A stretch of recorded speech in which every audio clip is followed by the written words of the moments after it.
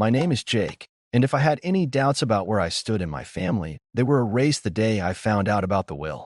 It wasn't even some dramatic, sit-down moment where my parents dropped the news themselves. No, I found out entirely by accident, by sheer dumb luck. It happened a few months ago when I was at their house, the same house I had been helping them pay for over the past 5 years.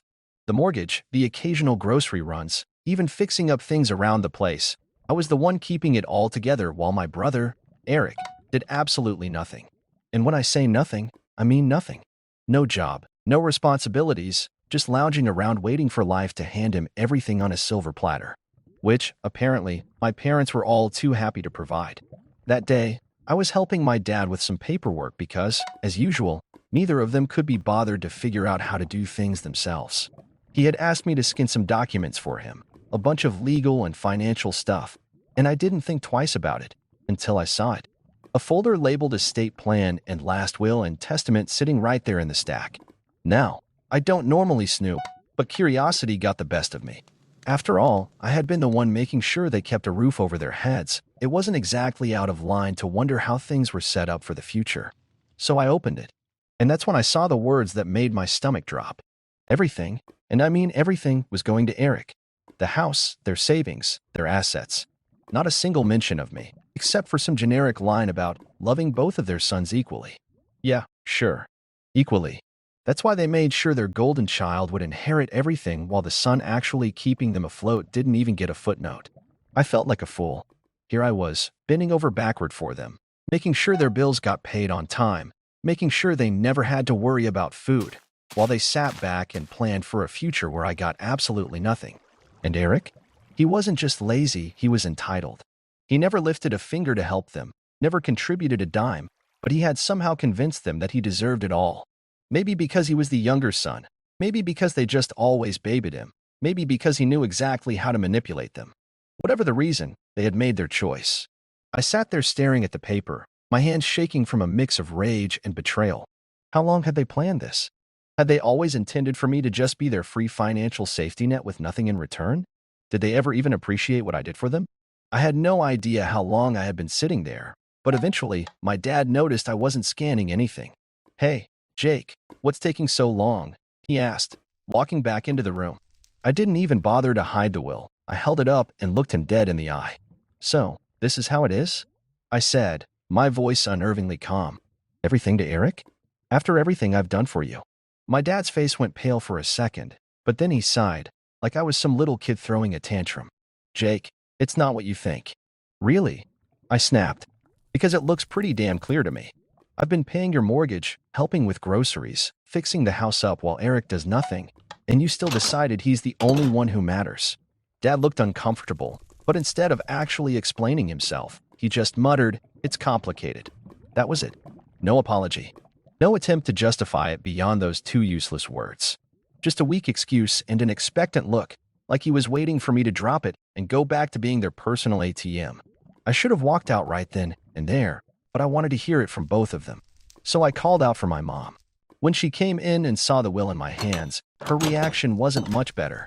She at least had the decency to look guilty, but the words that came out of her mouth made my blood boil. "Jake, honey, you don't need the inheritance," she said gently, like she was doing me a favor. "You have a good job. You're independent. Eric, well, he struggles. We just want to make sure he's taken care of." That was the moment something inside me snapped. They weren't even denying it. They knew exactly what they were doing, and in their minds, it was completely justified. They had spent years enabling Eric's laziness, and now they were planning to reward it by handing him everything while I got tossed aside like an afterthought. I took a deep breath, clenched my jaw, and set the will down on the table. "Got it," I said, my voice eerily calm. "Glad to know where we stand." Then I turned and walked out of the house, ignoring their protests as I slammed the door behind me. They had made their decision. Now it was time for me to make mine. I didn't go back to their house after that. I didn't call. I didn't check in. For the first time in years, I let them handle their own damn problems. If they needed something fixed, they could figure it out. If they needed groceries, they could find their own way to the store. And most importantly, if that mortgage bill showed up, well, I wasn't the one paying it anymore. The silence lasted about 2 weeks. At first, I think they assumed I was just pouting and would come crawling back like always. Maybe they expected me to cool off and apologize for daring to question their decision. But when the days kept passing with no word from me, and more importantly, no financial help, you could practically feel the shift in their attitude. Then, one afternoon, my phone buzzed. Dad texted, "The property taxes are due." That was it. No, he didn't text, "Hey, how have you been?" No, "Sorry for what happened." No, "We really appreciate everything you've done." Just a cold, transactional message as if I were still the walking bank they could tap into whenever they pleased. I stared at the screen for a moment, almost amused at how predictable they were. They really thought they could just demand money like nothing had happened? That I'd keep playing my part as their financial safety net, even after they made it clear I was disposable? I calmly typed back, "I'm sure Eric will handle it, since the house is his and all." It took exactly 5 minutes before my mom called. I let it ring. Then another text came through. Mom texted, "Jake, please don't be like this. We need to talk." Oh, now they wanted to talk? Now that their bills were piling up and reality was finally slapping them in the face? I waited an hour before replying. "There's nothing to talk about. You made your choice. Now you can live with it." I figured that would be the end of it for the day. I had made my stance crystal clear, and there wasn't a single part of me that felt guilty about it. But then Eric decided to chime in. His text came in late that evening, and the second I saw his name pop up on my phone, I knew it was going to be something obnoxious. Sure enough, when I opened it, I was greeted with pure entitlement. Eric texted, "Dude, why are you being such a drama queen? It's not a big deal. Just help them out like you always do." I nearly laughed. Not a big deal? He was really acting like I had no right to be mad about this. I typed back, "Nah, I think you've got it covered, since you're the favorite and all." Eric texted, "Oh my God, are you seriously mad about the will? Grow up, man. It's just money." Oh, now it was just money. Now that it was his to inherit, it suddenly didn't matter? The hypocrisy was astounding. I shot back. "Then you won't mind using some of that money to pay for the mortgage, right?" Silence. A few minutes later, my mom texted me again, this time going full guilt trip mode. Mom texted, "Jake, we're your parents. Family takes care of each other. We did so much for you growing up, and now you're just abandoning us?" I had to take a deep breath to stop myself from throwing my phone across the room. Abandoning them? I had spent years making sure they never had to struggle, all while they coddled Eric and rewarded his laziness. And now that they finally had to deal with the consequences of their own decisions, I was the bad guy? I wasn't falling for it. Not this time. I responded, "You made it clear I wasn't part of the family when you left me out of the will. Now Eric can take care of you." I could imagine my mom gasping dramatically at that. She always had a flair for acting like the victim, even when she was the one in the wrong. A few minutes later, my dad sent another text, and this one had me seething. Dad texted, "We're not asking for much. Just enough to cover the mortgage for a few more months until we figure things out. Don't be selfish." Selfish. The word made my blood boil. I had been bailing them out for years, sacrificing my own money, time, and energy to make their lives easier. I had done everything a good son was supposed to do.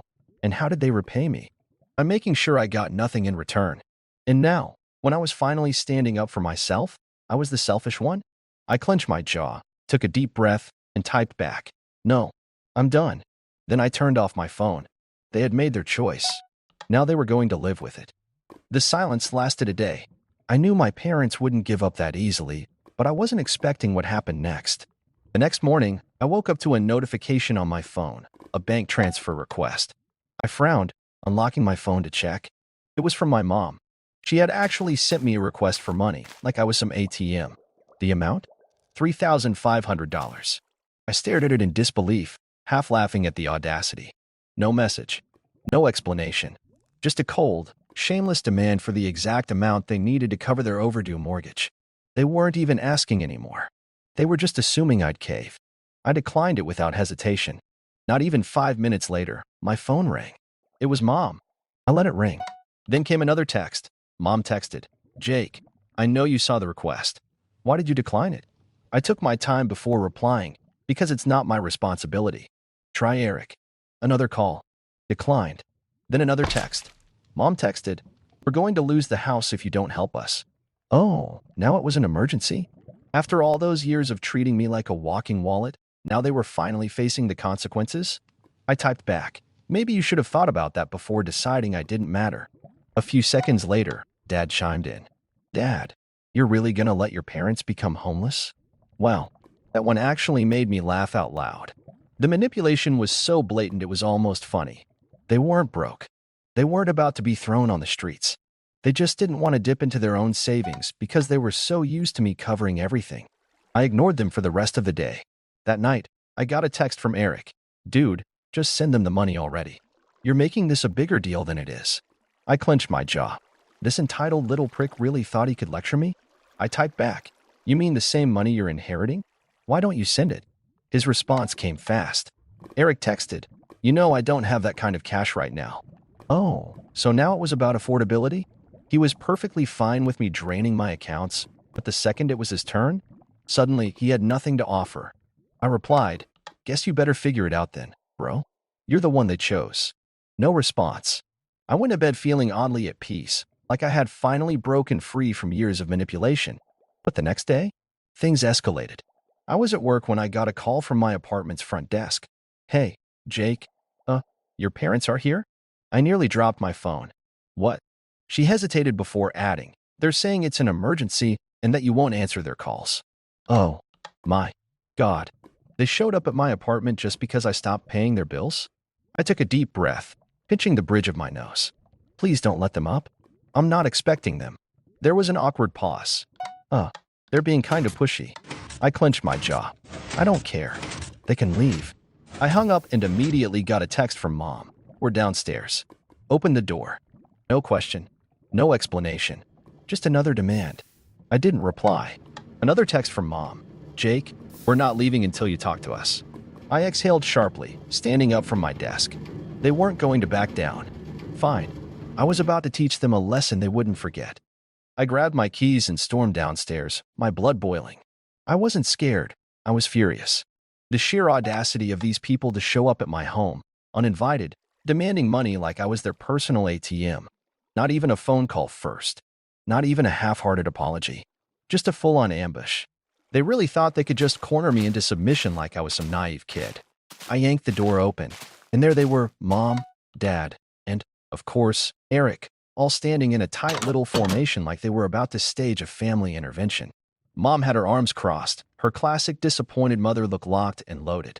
Dad was standing stiff, hands in his pockets, his expression a mix of frustration and entitlement, like he couldn't believe I was actually making him do this in person. And Eric? The little leech had the nerve to look bored, like this whole situation was just mildly inconvenient for him, like he wasn't the reason any of this was happening. The moment Mom saw me, she went full theatrics. Jake, finally, we need to talk. I leaned against the doorframe, arms crossed. No, you need to leave.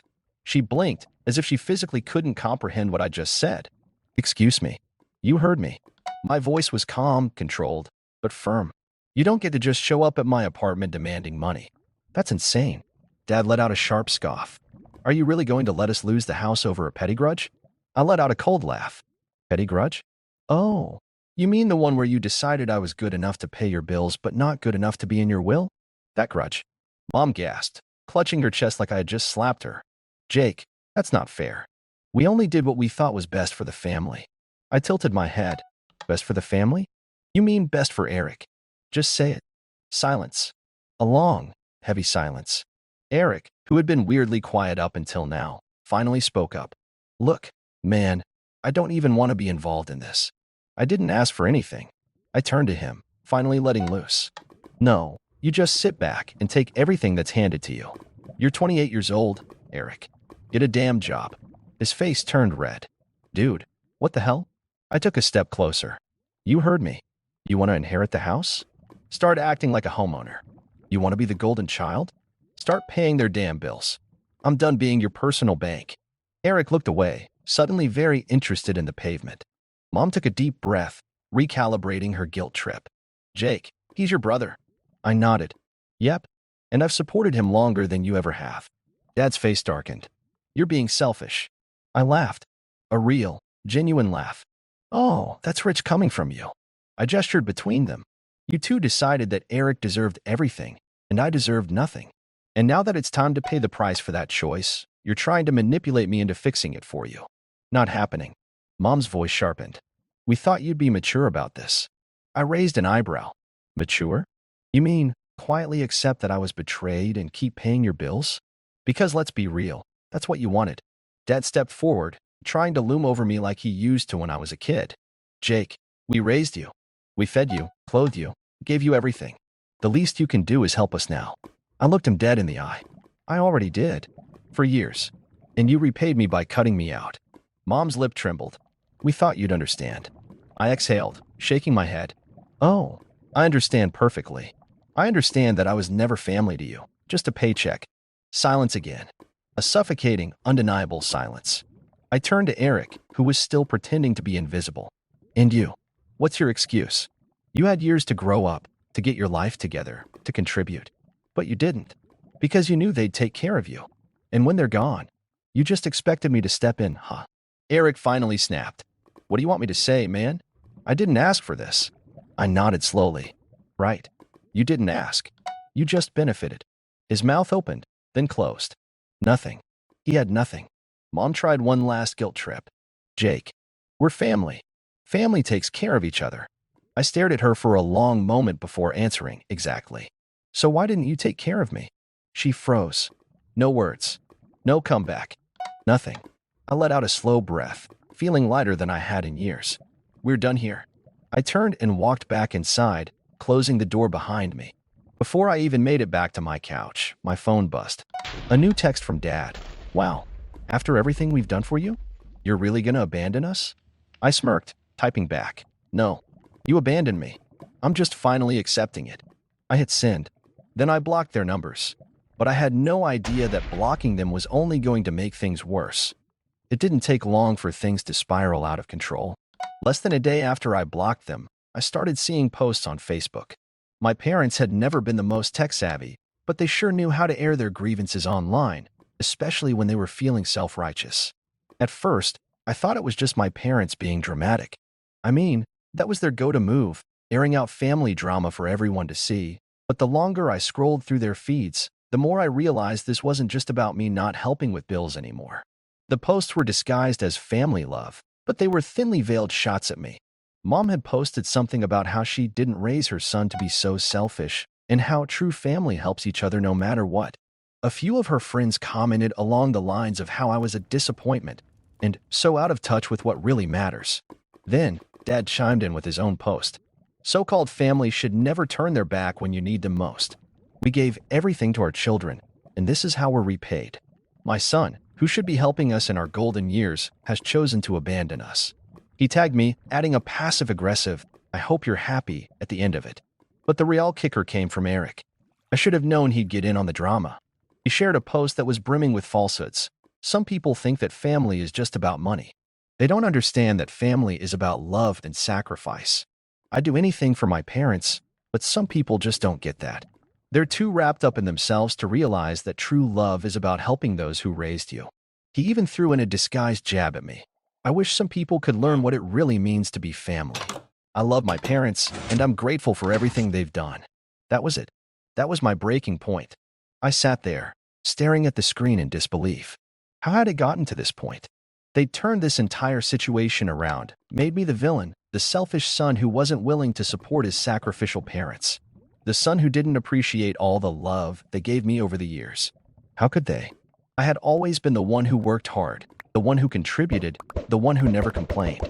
I had to swallow the fact that, somehow, they had convinced themselves they were in the right, and now they were telling everyone that I was the problem. I didn't want to react immediately. I took a step back, collected my thoughts, and waited for a few hours.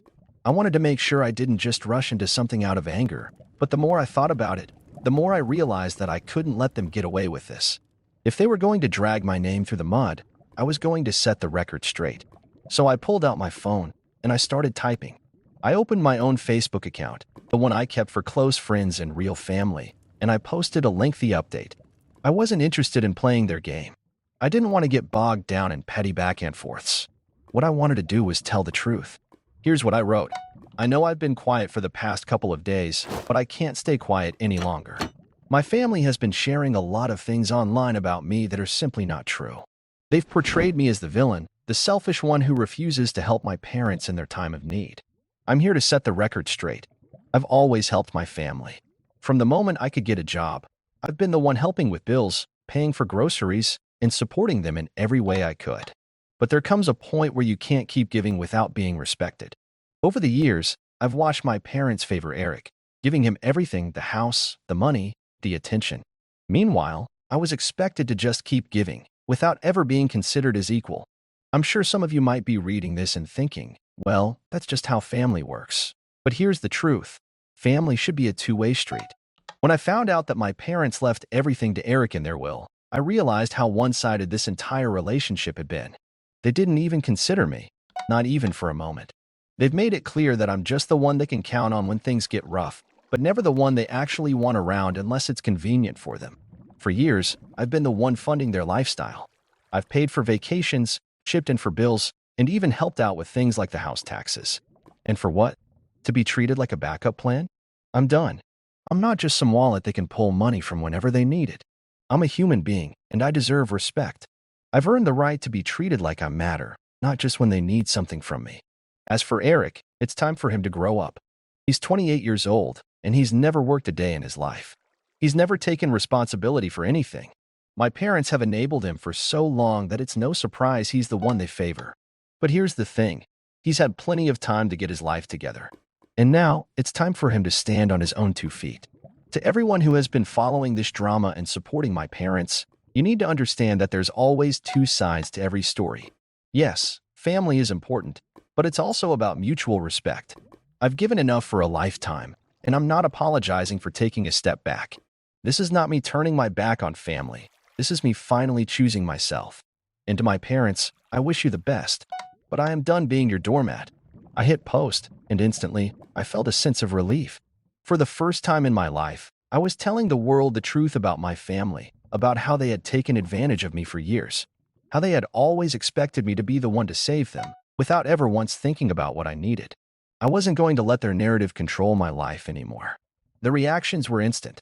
Some people, who I hadn't talked to in years, came forward to express their support.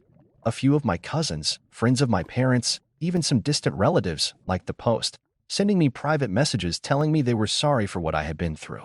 It felt so freeing to finally have the truth out there, not buried under guilt trips and manipulative behavior. But then came the backlash. My parents and Eric went ballistic. Eric messaged me, "You're a traitor. You really had to air all our business out like this? You have no respect for family." Dad called me, practically yelling into the phone, "You've ruined everything, Jake. You'll regret this. You'll regret cutting us off. You'll regret turning your back on your own family." But I didn't regret it. Not for a second. I blocked them all. I was done. And for the first time in my life, I was free. Free from the toxic grip they'd had on me for so long. As the days passed, I could feel the weight lifting off my shoulders. I was done with being treated as less than. I was done with being the one who was always expected to fix everyone else's problems. And now, I finally had the freedom to live my own life on my terms. So, no, I don't feel bad for cutting them off. I deserved better. I still do. And from now on, I'm choosing to surround myself with people who appreciate me for who I am, not for what I can give them. It's time for me to move forward, for good. And I will. Let me know your thoughts in the comments below. My name's Spencer. I'm 32, and if you told 15-year-old me that one day I'd be the successful one in the family, I'd have laughed you right off your bike. Back then, I was the quiet kid with hand-me-downs 2 sizes too big, the one who ate lunch alone and didn't complain when he got left behind.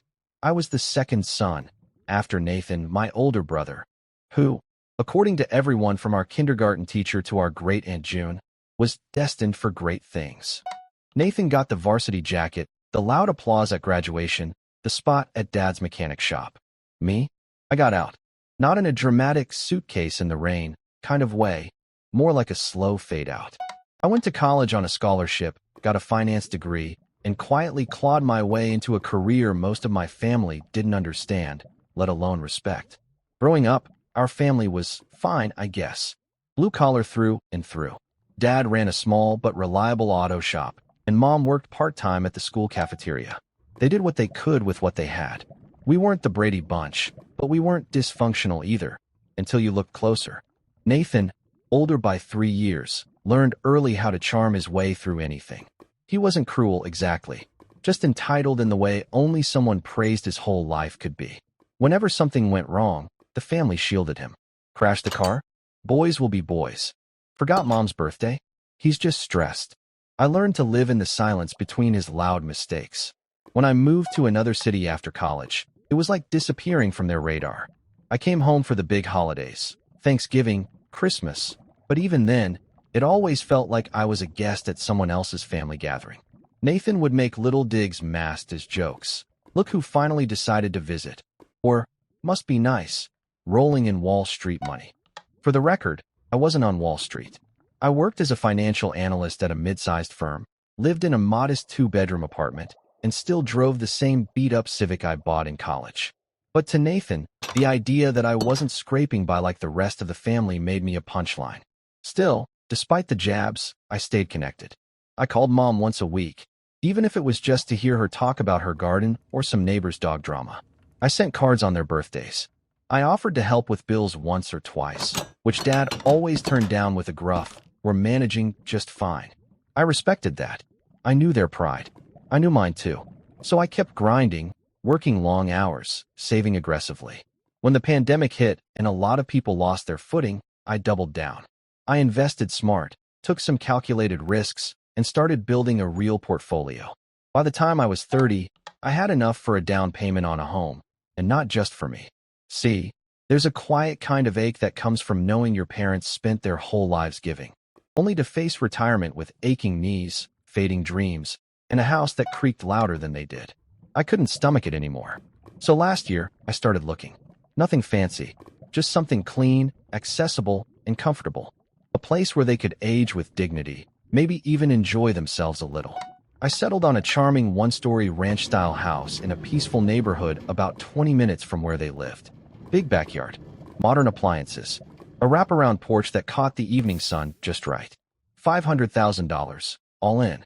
I paid cash, told them it was an investment property I didn't want to rent out just yet, then handed them the keys and said, "Happy retirement." Mom cried. Dad went quiet in that way he does when emotion might crack his voice. Nathan? Nathan didn't say much at all, just nodded and said, "That's generous." It didn't bother me at the time. I wasn't doing it for praise. I was doing it because it felt right, because they deserved a soft landing after years of hard ground. We all moved some furniture in together. Me, Nathan, his wife Amelia, even a couple of his buddies. It was a good day, a rare one. Everyone smiling, no one sniping. But something changed after that. It was subtle at first. Calls from Mom grew shorter. She sounded tired. Not physically, more like emotionally drained, like she was choosing her words carefully. When I asked how the new place was, she said things like, "Oh, we're adjusting," or "It's nice, just taking time to settle in." I offered to come visit, maybe bring lunch. She hesitated. "Maybe next week, sweetie. We've just got a lot going on right now." That wasn't like her. Mom loved when I dropped by. She used to make a whole afternoon of it. Tea, sandwiches, those lemon cookies I could never replicate. Something was off. Then there was the time I FaceTimed her and saw that she was outside, wrapped in a shawl, sitting on one of the patio chairs. I asked if everything was okay inside. She gave me a tight smile and said, "It's just loud in there sometimes." I didn't push. I should have. Nathan hadn't called me in weeks either, which wasn't unusual, but still. After the house thing, I figured maybe we'd turned a corner. Maybe we weren't best friends, but at least we were family. I was wrong. A month after they moved in, I decided to stop by unannounced. Nothing dramatic. Just a surprise visit with some takeout and a bottle of wine Mom liked. It was a sunny Saturday afternoon, the kind of day that begged for a slow meal and good company. I pulled into the driveway, noticed a few unfamiliar cars parked out front, and felt my first twinge of unease. Maybe they were having guests. Maybe I was crashing something. But as I walked up the steps, I heard laughter, loud, boisterous, unfamiliar. I rang the doorbell. No answer. After a beat, I just let myself in. It was, after all, my house. The living room was packed. A group of women I didn't recognize were standing around with wine glasses, oohing and awing over the decor. Amelia, my brother's wife, was leading them around like a real estate agent. "This is the formal dining room," she was saying, "though we're thinking of knocking out that wall for more space." One of the women gasped, "Oh, it's beautiful. You guys are so lucky." Amelia beamed. "Yeah, it's our new place. Finally upgraded." I stood frozen in the doorway, takeout bag still in hand. No one noticed me at first. Then someone, Nathan, walked out from the hallway, saw me, and smirked. Not smiled. Smirked. Well, look who's here. I didn't say anything at first. Just scanned the room again, like maybe I had walked into the wrong house. But no, there was the photo of Mom and Dad on the mantle. There was the ceramic rooster Mom had owned since I was a kid, now perched above the kitchen cabinets. My jaw clenched. "Where's Mom?" I asked. Nathan shrugged. "She's around." I walked past him, down the hall toward the laundry room. The door was slightly ajar, and inside I found her, Mom, sitting on a small folding stool, eyes red, hands in her lap. The dryer was running, muffling the noise from the party. She looked up when she saw me, startled. "Spencer, what's going on?" I asked, setting down the food. "Why are you in here?" She hesitated. Her mouth opened, then closed. Finally, she whispered, "It's just easier this way." I didn't understand. Easier how? But before she could answer, Dad walked by, through the garage door, rubbing his eyes like he just woke up. He didn't notice me at first. Then he saw the food, saw me, and froze. "Dad, were you sleeping in the garage?" Another pause. Another tight-lipped smile. "It's cooler out there," he muttered. Something snapped inside me. I turned on my heel and stormed back into the living room. The women were laughing again. Amelia was showing off the pantry. Nathan had a beer in hand. I walked straight to the center of the room, pulled the deed out of my jacket pocket, because yes, I had brought it, thinking I might finally change the name over officially, and held it up. "Just so we're clear," I said loudly enough to silence the room. "This house belongs to Mom and Dad. Not you, not your wife, and definitely not your little real estate tour group." Every face turned to look at me. Dead silence. And Nathan? Nathan just looked at me with that same smirk and said, "It's only fair we get it now.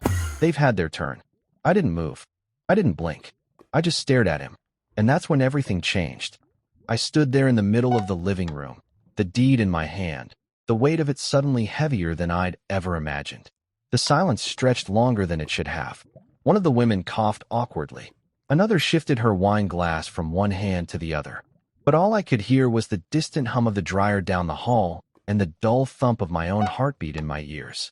Nathan didn't flinch. That smirk stayed glued to his face like it was stitched on. He didn't look surprised to see me. He didn't look embarrassed, or nervous, or caught. He looked amused, like I was a child stomping into the middle of his birthday party, demanding attention. And somehow that was worse than if he'd just gotten defensive or angry.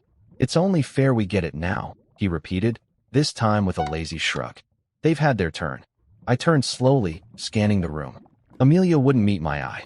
One of her friends, a woman with two perfect eyebrows and a designer handbag slung over her shoulder, gave me a once-over like I was the rude one for interrupting their wine and tour hour.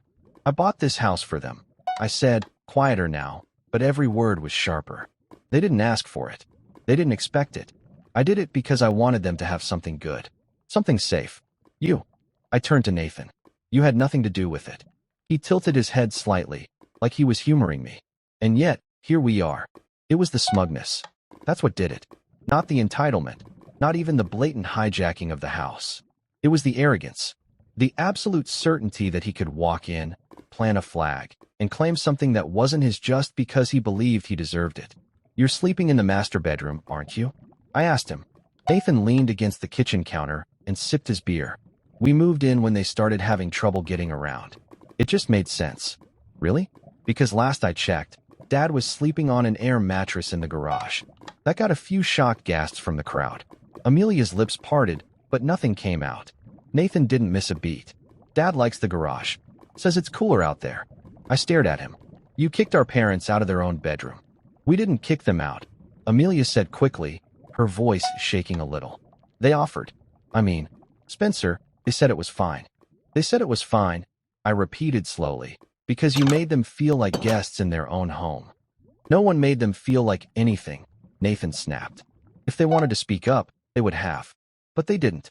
So maybe you should think about why that is before you come in here like some knight in shining armor." I didn't answer him. Not right away. Because part of me knew he was right. Mom and Dad hadn't spoken up. But not because they were okay with it. Because they didn't want to start a war. Because they didn't know how. Because after a lifetime of enabling Nathan's behavior, They didn't believe anyone would take their side. Not even me. And the thing that stung most? They might have been right. I walked out of the room without another word. I found Mom still in the laundry room, now folding towels with the kind of mechanical care that made my chest ache. "Spencer," she whispered when she saw me. "I need the truth, Mom," I said, kneeling beside her. "Are you okay? Really?" She looked at me for a long moment. Her hand stilled. Then she closed her eyes and took a shaky breath. "Your father wanted to sleep in the garage. Said it didn't matter where he laid his head as long as we had peace." "And you?" I asked. "Where do you sleep?" She hesitated. "In the guest room. Sometimes the couch, if Amelia has friends over."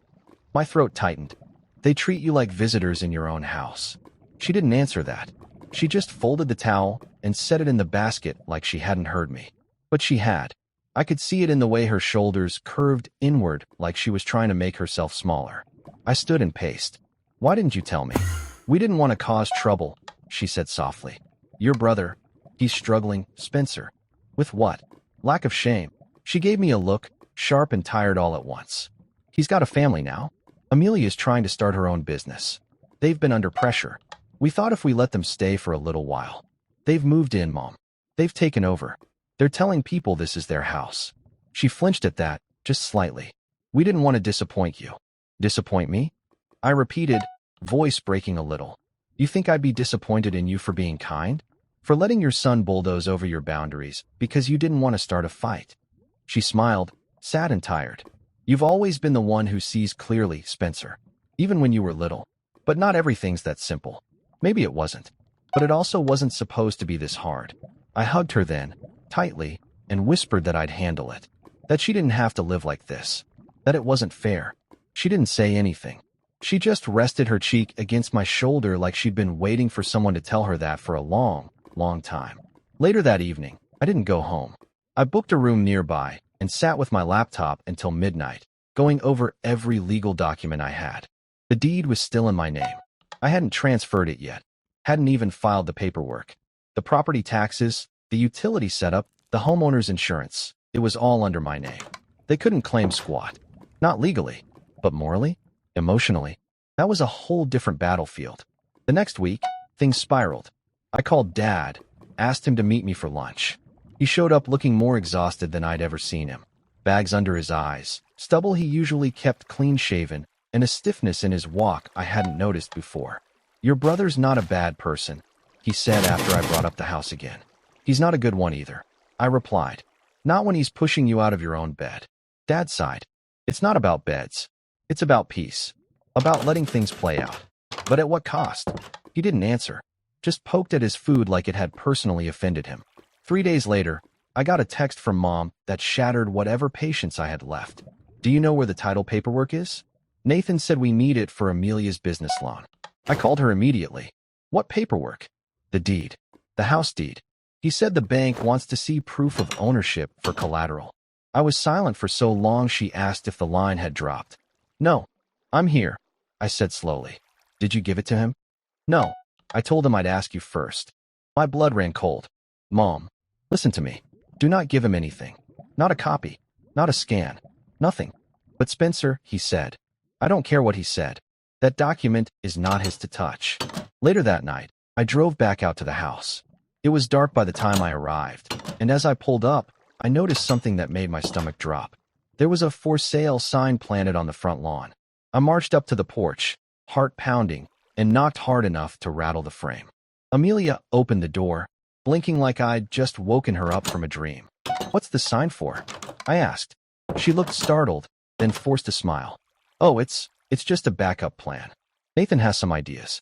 We figured if we could sell this place and downsize, we could use the equity to invest." "Equity?" I repeated, stunned. "You don't own anything." Nathan appeared behind her, arms crossed, jaw tight. "We were going to talk to you about that." "No," I snapped. "You were going to go behind my back again. Try to manipulate Mom into handing over paperwork. Move my parents out of the house I bought for them so you could fund your own plans." He stepped forward. "Spencer, don't act like you're some hero. You live in the city. You drop in once every few months and expect everything to stay perfect? Mom and Dad need support, day-to-day support, and we've been here. We've been doing the hard work. You've been squatting," I said. and calling it sacrifice. Amelia's voice shook.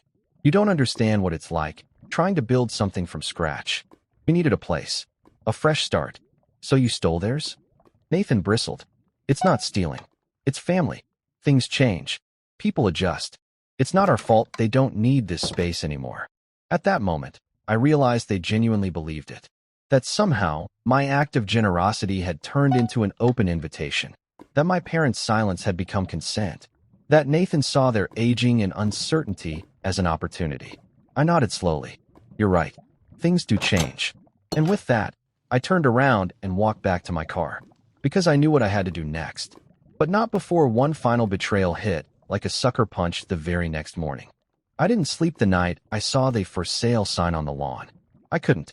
I paced the hotel room like a caged animal, flipping through emails, rereading legal clauses, rereading my own texts with Mom like I could somehow rewrite history if I just stared long enough. But the truth wouldn't change. My brother had taken something pure, something I did out of love, and warped it into leverage. A tool. A pawn in whatever scheme he was playing at.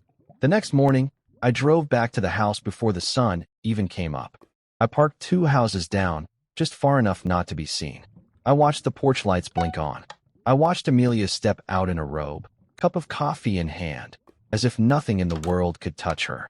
I stayed until Dad shuffled out from the garage, back hunched, dragging a plastic bag of trash behind him. The image of my father, once this towering figure who could fix anything with calloused hands and a wrench, now reduced to this silent tenant, broke something in me. That was my breaking point. But breaking isn't always loud. Sometimes it's quiet. Sometimes it's not a scream, but a slow inhale. Sometimes it's not revenge, it's resolve. I didn't confront them that day. I didn't storm in. I didn't wave the deed like a sword. I just drove home, gripped the steering wheel until my knuckles turned white, and started making calls. Not dramatic calls. Quiet ones. A real estate attorney. A financial advisor. My accountant. A notary. My mentor from college who knew a guy who dealt with domestic equity squatters, as he called them. I took notes. I listened more than I spoke. I kept everything tight and close to the chest. Because the more I realized how deep Nathan had his claws in, the more I knew I couldn't afford to act impulsively.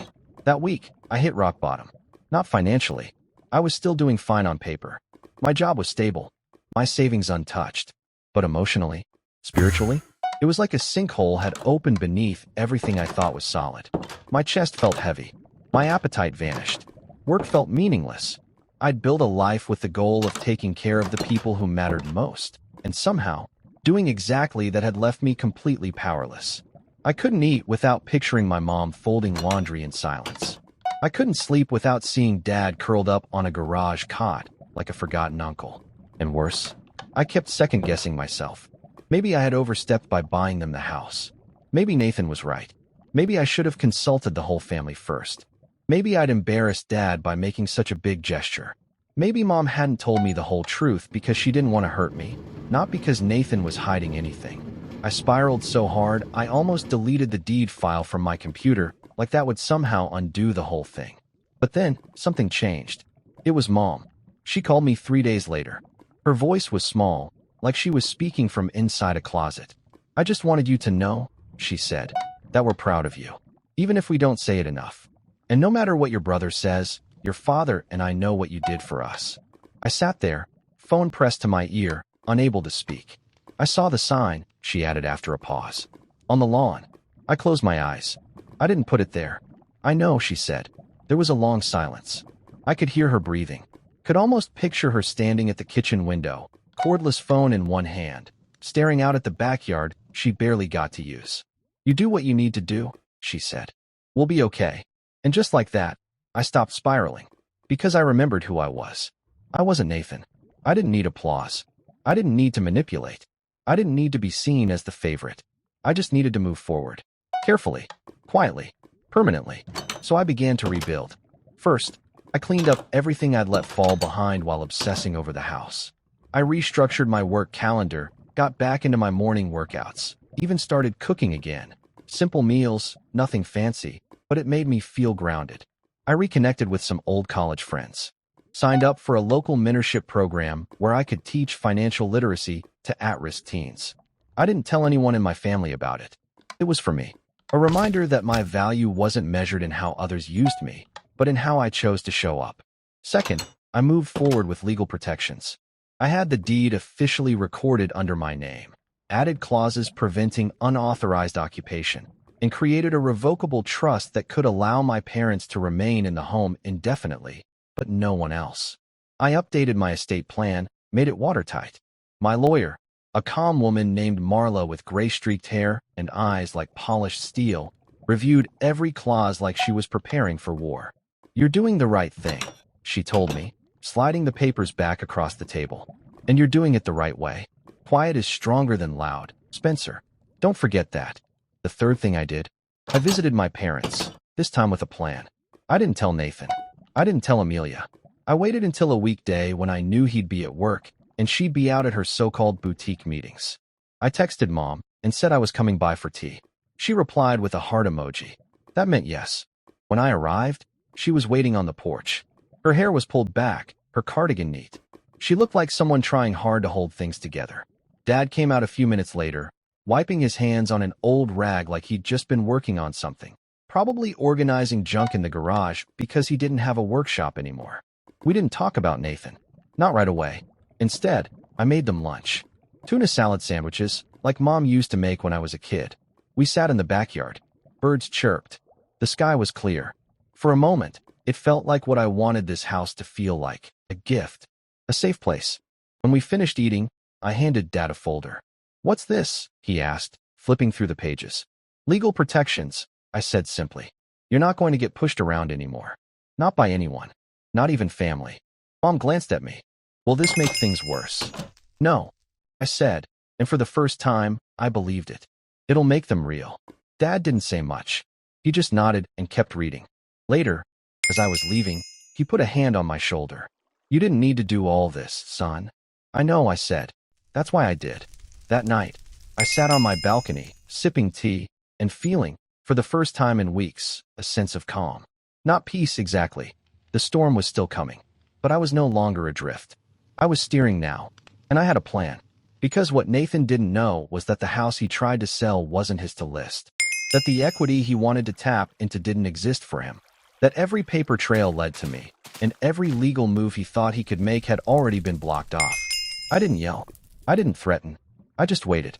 Waited for him to make the final mistake that would give me everything I needed to end this cleanly. And it came faster than I thought. It was the email that did it. Just 4 days after I'd had that lunch with Mom and Dad, I got a message forwarded from my real estate attorney, Marla.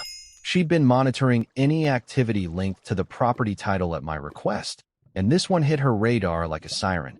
A digital submission request from a local mortgage broker trying to run a preliminary valuation on the house for pre-approval purposes.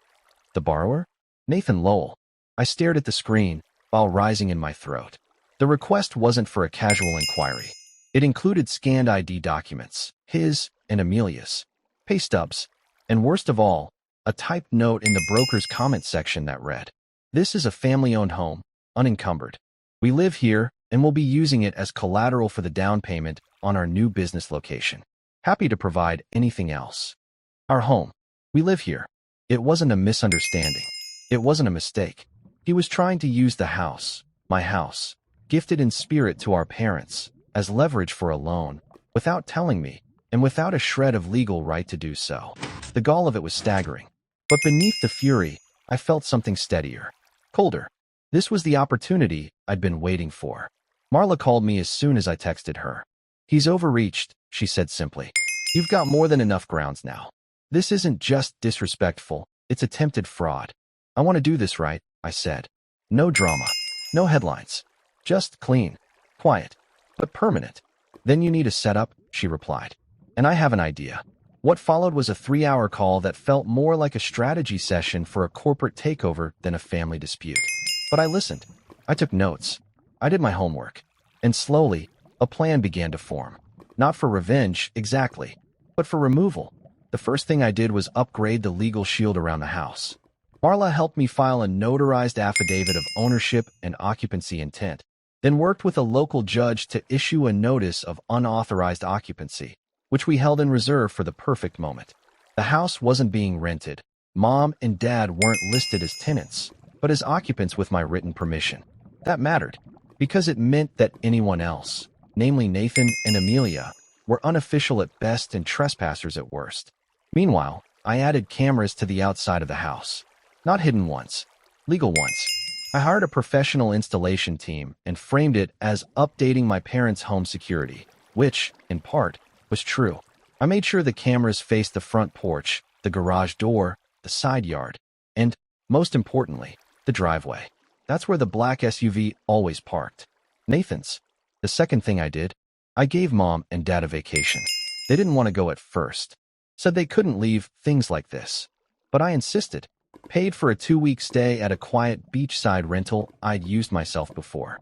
Private, clean, fully stocked, and completely off Nathan's radar. They left on a Thursday morning, and by Friday evening, Nathan was already texting them. "Where are you? Why is there a lock on the garage door? Did you talk to Spencer again?" I watched from my phone as the footage came in. Amelia pacing the porch. Nathan muttering to himself in the driveway, trying to get a signal. He hadn't noticed the cameras yet. Or maybe he had, and just assumed they were Dad's idea. Either way, he wasn't subtle. There was yelling. Phone calls. At one point, he even brought 2 guys over to help move furniture, though they never went inside. Just circled the SUV and eventually drove off when no one opened the door. He didn't have a key. I made sure of that months ago. That weekend, I called in the next piece of the plan, the witness. Her name was Mrs. Aguilar. She lived across the street and had known my parents for years. She was the kind of neighbor who knew everything, who got home when, who mowed their lawn, who left lights on all night. I remembered her from my childhood as the woman who gave out full-size candy bars on Halloween and once bandaged my scraped knee with a kitchen towel and prayer. She hadn't been thrilled with Nathan's move-in, especially after the loud music, the sudden guests, and the time Amelia parked across her driveway and acted like she was the one being inconvenienced. When I showed up at her front door, she welcomed me with a knowing smile and an iced tea. "I was wondering when you'd come back," she said. I told her everything. She listened without interrupting once. And when I finally asked if she'd be willing to provide a witness statement about what she'd seen, the parties, the cars, Nathan saying things like, "We own this place now," to delivery drivers, she didn't hesitate. "Honey," she said, "you just point me at the notary." The next part was trickier, getting Nathan to put it in writing. So I created a fake opportunity. Nothing illegal, just a gentle push. I had an old friend, Jared, who worked in real estate development. I asked him to pose as a private buyer interested in residential investment properties. He reached out to Nathan via LinkedIn, pretending to be looking for a place to flip or co-invest in. And that's when Nathan took the bait. They had coffee. Nathan bragged. And within 2 days, Jared had an email chain in which Nathan claimed to own full control of a home his family transferred over informally. He even attached photos of the interior. Photos I had paid for, with my staging. Now I had everything I needed. The footage, the false claim to ownership, the witness, the paper trail. The next step was execution. Marla drafted the official notice of unauthorized occupancy. We filed it with the county, posted a copy on the front door, and sent a digital copy to Nathan's email, with legal language so airtight even the most delusional person couldn't pretend it was optional. The notice gave him 72 hours to vacate the property, remove any belongings, and cease representing the house as his own, or face formal legal proceedings. It was delivered on a Tuesday at 9 a.m. By 9:17, my phone rang. It was Nathan. "You think this is funny?" he snapped before I even said hello. "No," I replied calmly. "I think it's overdue. You're kicking your own brother out of Mom and Dad's house." "It's not their house, Nathan," I said. "It's mine, and they were guests of honor. You were an invader. You're overreacting. This is just a misunderstanding." "Really? Then why were you trying to use it as loan collateral?" Silence. "I have the email," I added. "From the broker. From Jared. From you. Want me to keep going?" More silence. "Then, they need us. You think they'll be okay without us there?" "They already are," I said. "They're on vacation. You didn't even notice." I could almost hear the blood drain from his face. "And when they come back," I continued, "they'll have a fully restored home with no tension, no arguments, no fake house tours, and no one sleeping in the garage. You'll regret this." "No," I said, "you will." And I hung up. But I wasn't done yet.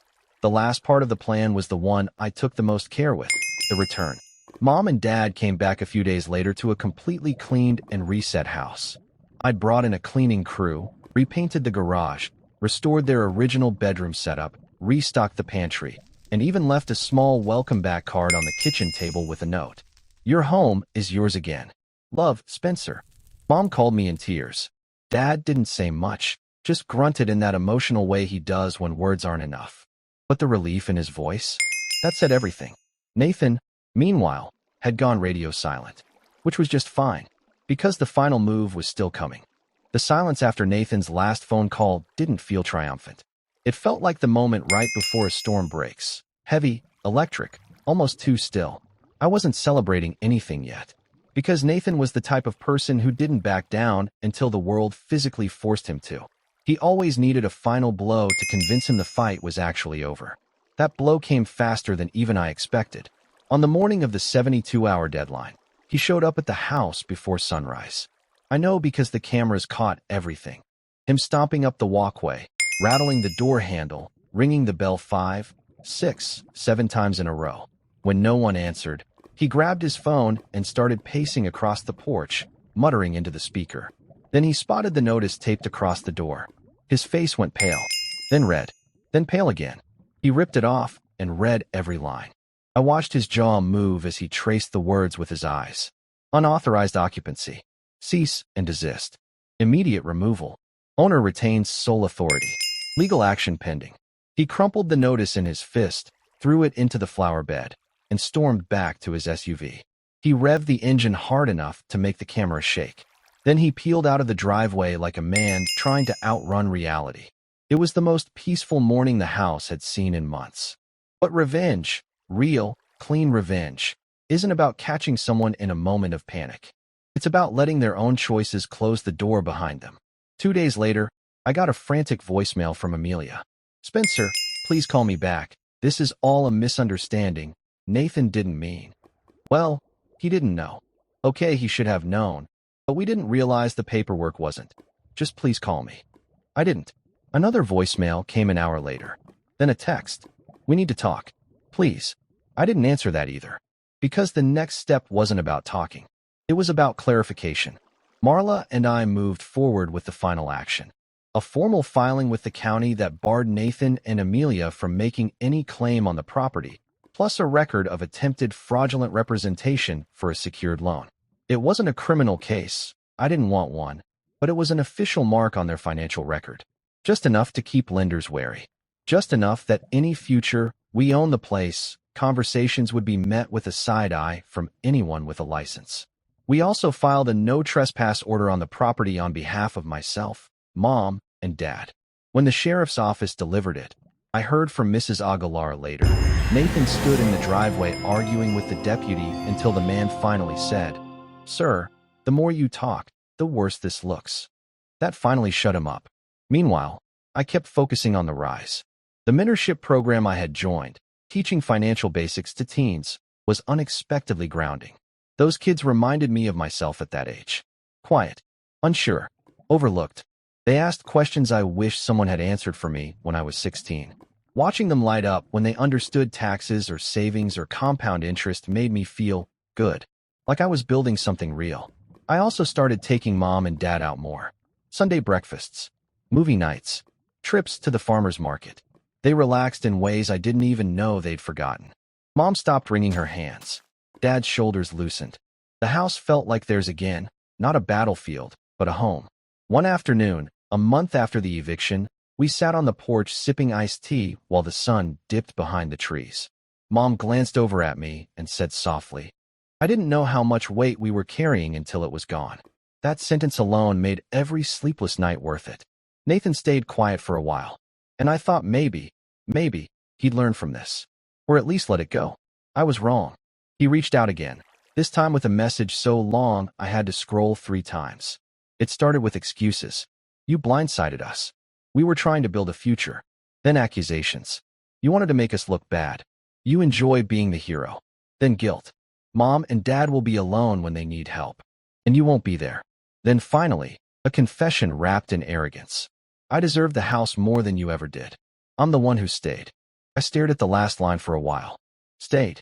As if staying was the same as sacrificing. As if proximity made him more loving, more worthy, more helpful. It didn't. If anything, his staying had created the exact cage Mom and Dad were living in when I found them. I didn't reply. Not out of spite, out of clarity. Some people aren't meant to be fought. They're meant to be excluded. But the real fallout came when Amelia called my mother. Not me. My mother. I only knew because Mom called me afterward, voice trembling between frustration and disbelief. She said, Mom began carefully, that you humiliated them, that you're selfish, that you ruined their plans. I took a long breath. What did you tell her? Mom hesitated. Then her voice steadied. I told her the same thing I told your brother. This house was never theirs. It was never up for debate. And if they need a place to stay, they should start by finding one they can afford. I pictured my quiet, gentle mother saying that with her soft voice and steady eyes. And I felt something warm press against my ribs. Pride. Real, own deep pride. She continued. And I told her if they ever set foot on our property again without your permission, I will call the sheriff myself. I had to sit down after that.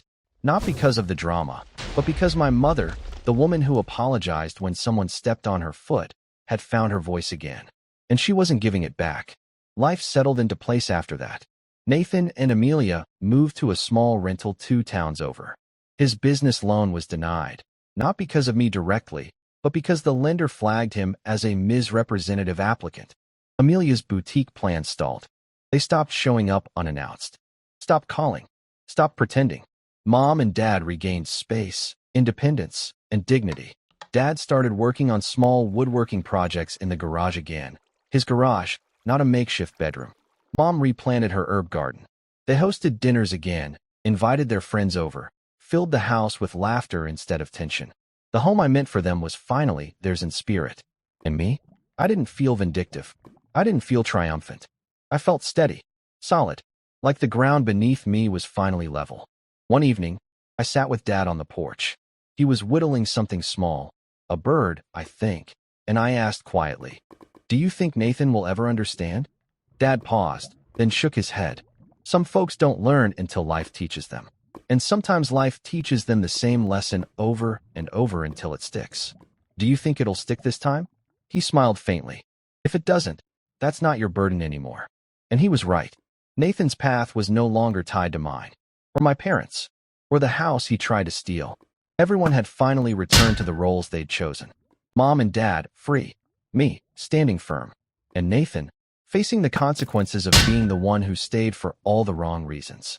The last time I drove away from the house after Sunday dinner, I caught my reflection in the rearview mirror, calm, steady, unshaken, and realized something that made the corners of my mouth lift. I hadn't just taken the house back. I'd taken my peace back, and I wasn't ever giving it away again.